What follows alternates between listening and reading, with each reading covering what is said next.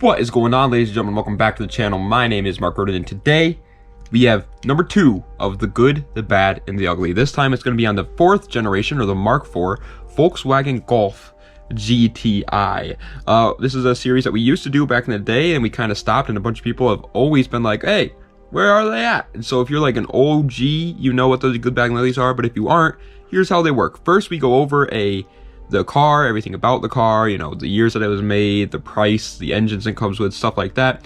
Then we get into the motorsport history of it, like whether it's good for drifting, rally racing, street racing, track racing, drag racing, stance, that kind of stuff. Then we finally get into the good, bad, and uglies, which we'll talk about when we get there. And then at the very end, I give you my opinion on whether or not you should actually buy the car, depending on your current situation. So without further ado, let's get right into the Mark IV GTI, good, bad, and ugly.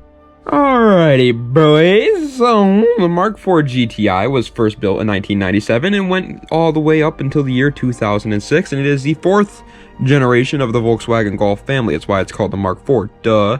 In terms of the trim levels, they're pretty much all just called the Golf with different like letters or weird things after them. So instead, here are the engine options in order from slowest to fastest. Okay, so pay attention. There's a lot of engines that this car came with.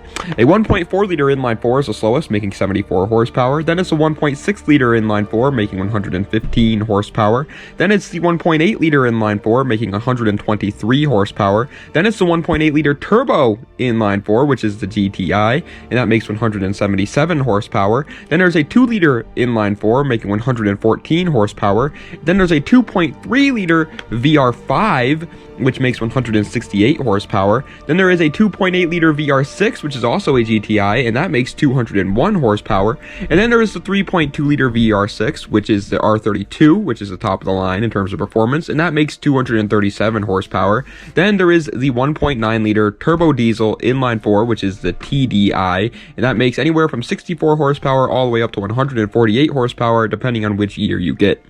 Lots of engines. If you want to slow that part down and actually look through them all, I recommend doing that, but yeah, there's a ton of them. Now for the body styles. The car is offered as a 3-door hatchback, a 5-door hatchback, or a cabriolet. Cabriolets are significantly more rare. However, they're actually not that much more in terms of money, so whatever one you want, go ahead and get it. For the drivetrains, the car is normally front-wheel drive. However, in the R32 model, it is all-wheel drive. That is the only one that's all-wheel drive. Every other one is front-wheel drive, though. Now for the transmissions, yes, the car was offered with both an automatic and a manual. Get the manual though, because goodness gracious, those autos are not that good. For the price, nowadays, obviously they're used cars, you're not buying a brand new, so they range anywhere from $1,000 all the way up to $7,000. These cars can be incredibly cheap if you're just getting a base model Golf. If you're getting a GTI, you're looking at around 4K, 5K. A nice one is 7K. R32s are obviously a whole lot more. For the reliability and the gas mileage, once again, it depends on which one you get, but the diesel options and inline 4s are damn near indestructible, especially the diesel ones, the TDIs. If you want a car that literally just lasts forever, get a TDI Mark IV Golf. VR6s are a bit more sketchy. It depends on the person selling the car and whether or not they took care of a VR6. And then for the miles per gallon, it's a combined 26 miles per gallon for the 1.8T, which is a GTI, which is pretty decent. All right, now let's go into motorsports. What do people do when buying and modifying a Mark IV GTI? What does the car community like to do with these cars? Well, let's start with drifting. Obviously, it never happens. The car's front-wheel drive. Nobody ever drifts these. Next is rally, slash off-roading, slash overlanding, whatever. Once again, doesn't really happen at all, which is weird. I feel like they'd be pretty okay at rally racing, to be honest, but they don't do it. They don't really rally race these cars quite often. Kind of weird. Now for street slash drag racing, slash tuners, whatever you want to call that kind of thing. It's very good. The 1.8T is great for tuning, so people tune them all the time for very cheap, and then they gap Lamborghinis. They're like Hondas of the Germany world. Super cheap parts, easy to build. Now for track racing, this one is amazing. These cars are incredible at handling and easy to tune while being incredibly lightweight, incredibly cheap. They are reliable. For track racing, if you want a track car, I recommend a GTI. It doesn't even have to be a Mark IV GTI, just a GTI would be good.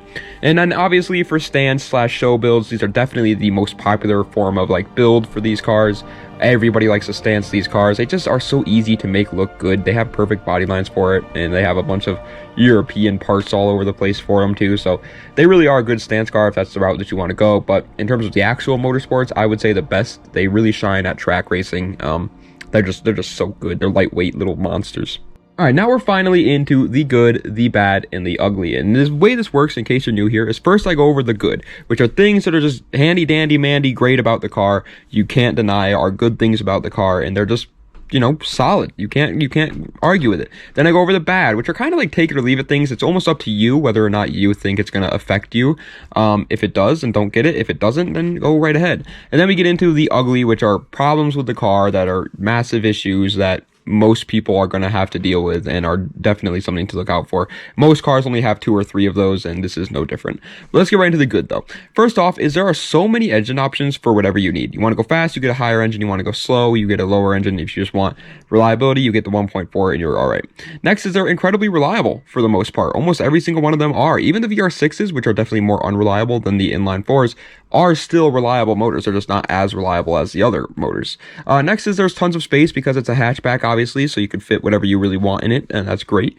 Next is they are lightweight and front wheel drive, so they're absolutely fun in the twisties. If you're a canyon carver, autocross kind of guy, this would definitely be a good car for you. Next is they have a highly tunable engine if you get the GTI or the R32. Any other engine is a little bit questionable, but the 1.8T and the VR6 is a very good engine to build. Next are the TDI models are insanely reliable and insanely cheap to maintain as well. If you literally just need a daily driver, a TDI model is damn near perfect. It really is. Next is they are cheap to buy the car and it's cheap to build the car. It's not going to be as cheap as something like a Honda Civic, obviously, because those are like really cheap, but it's very close. It is European, so it does have that European little bit of tax on it, but everything else is great. Next is the cup holders. They're actually quite nicely sized for its time. You can fit some good cups in that boy. Next is the car has a damn sunroof. You gotta love it. You know, it's just little things like these all add up to make it just a nice little mwah. Next is the community seems to be nothing but friendly with each other. The GTI community always has been kind of, I would say, nice with each other. In terms of other people, like they hate WRXs for some reason. They kind of hate a lot of other communities, but with the GTI community, they like each other. Next is the aftermarket support is through the roof. These are 100% a tuner car through and through. Take it or leave it. Next is the manual transmission is very good. There's almost no issues whatsoever. It shifts incredibly smooth and it's reliable as all hell. The manual transmission is absolutely the one to go for if you are getting one of these cars. And finally, for the good is the weight. Not only is it light, but you can easily make it incredibly lighter since it's a hatchback and has a ton of interior pieces that you do not need if you're going to make this into a race car. Now let's get into the bad, which are, once again, I want to reiterate this, are not things that are actually bad. It's just things that are, you know, take it or it depends on the person looking at the car, whether or not you think it's bad or not. Some people it's not going to bother at all, but some people it might bother. First up is I always put the sound clips here in the bad spot to let people decide if they like it or not. So here's a sound clip of the 1.8T GTI.